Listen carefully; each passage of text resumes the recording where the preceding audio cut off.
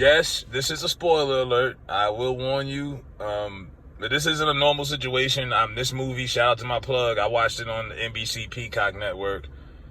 You have the ability to watch it on that if you don't want to go to the movies. I was going to go to the movies to watch this, and I'm glad I didn't, because I was so disappointed. And I'm a horror film nerd. Like, I'm horror con type of guy. Like, I love horror films.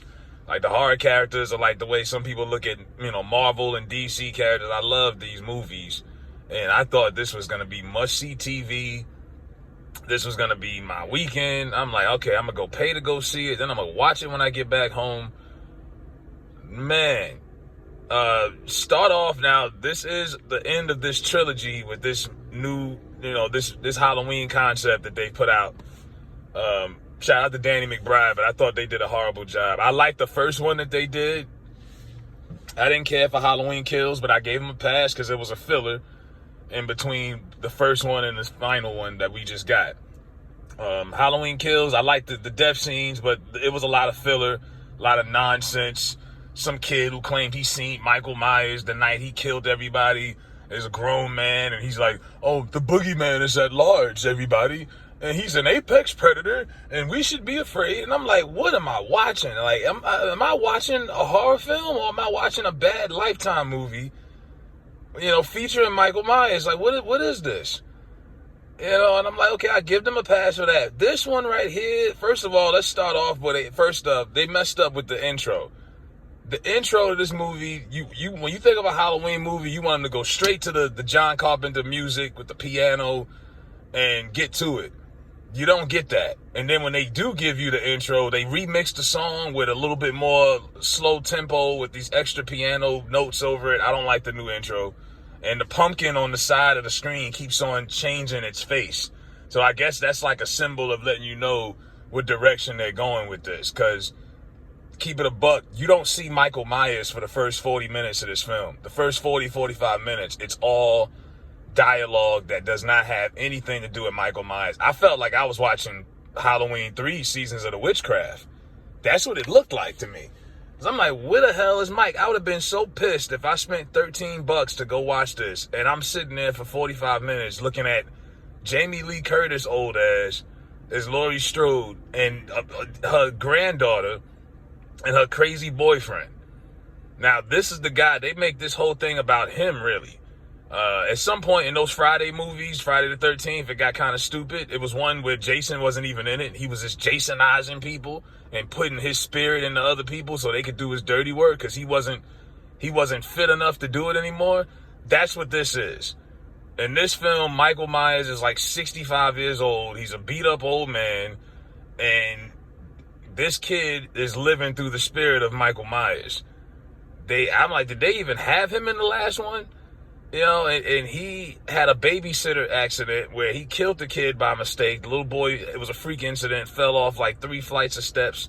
And now the whole town is looking at him like he's a murderer, he's a babysitter killer. And the only friend he has in the world is Laurie Strode's granddaughter.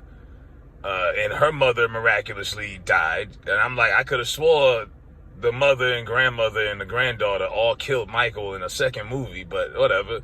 And another thing they did with this storyline in this movie, right? Jamie and Michael aren't brother and sister.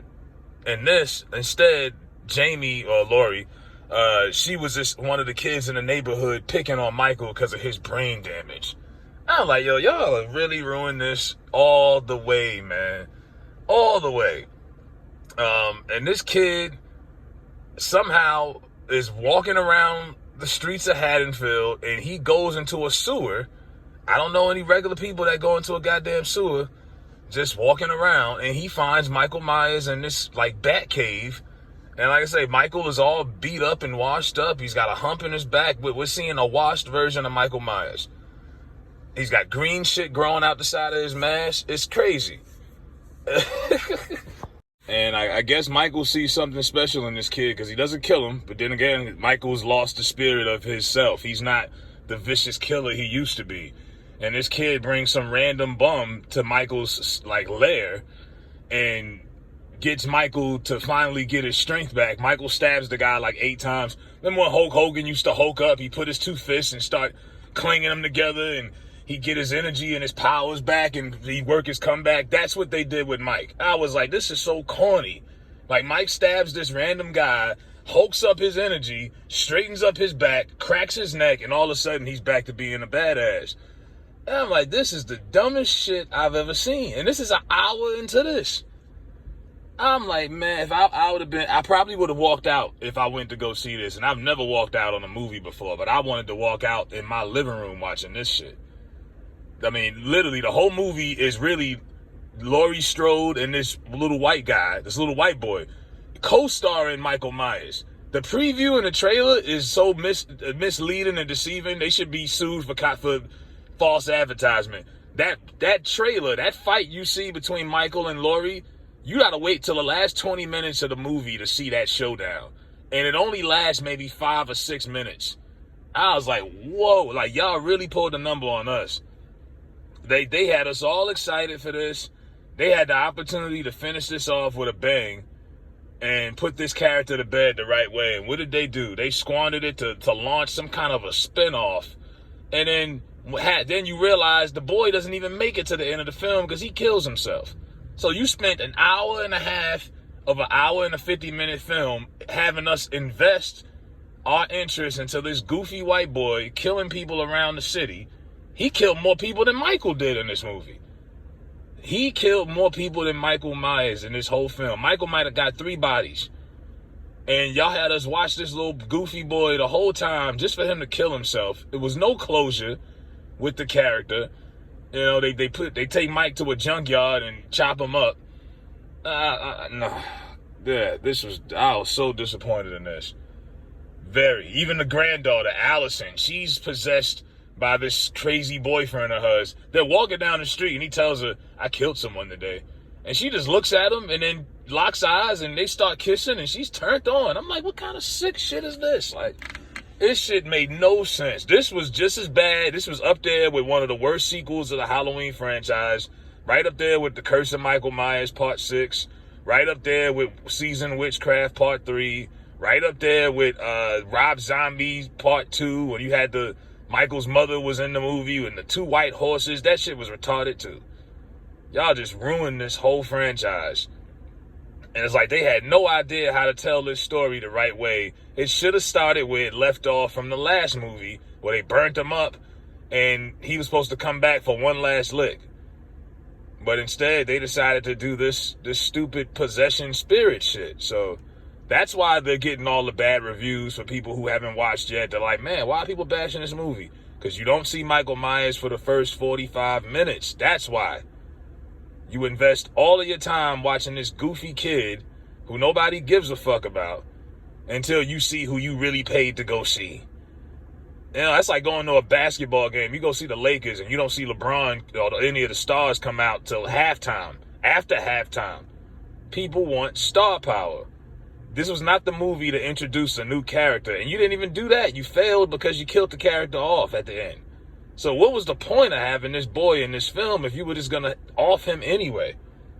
This was an insult to everyone's intelligence. They ruined the storyline. All of a sudden, Laurie's making fun of a brain-dead Michael Myers. That's why he killed everybody, and everyone in the town hates her. It's stupid. King Karan was in this. Shout out to King Karan. He had probably the nastiest death in this whole movie. The kid who played Michael, because at some point the kid is walking around Haddonfield, Illinois with Michael's mask. He's got Michael's powers or whatever, and he's running around just killing random people until Michael finally grabs the mask back at the end and has his showdown with Laurie. And even that showdown was a little bit unrealistic. I mean, he's so strong and powerful, he could fuck everybody up, but Laurie Strode, old ass, who's 70 years old, she fights him off? Come on, man. You know, she looks so old in this movie. And I love Jamie Lee Curtis, but she was washed. And that sheriff, who they keep bringing back every damn movie, I'm like, didn't they kill him like twice already? What is he doing back? Like, come on, man. I give this movie 1.5 stars. I will not watch it again, and I'm damn sure not going to the movies. I was excited. This was going to be something to do for the weekend, and they fucked it up. They ruined it. Halloween ends. Thank God it's over. That's all I can say.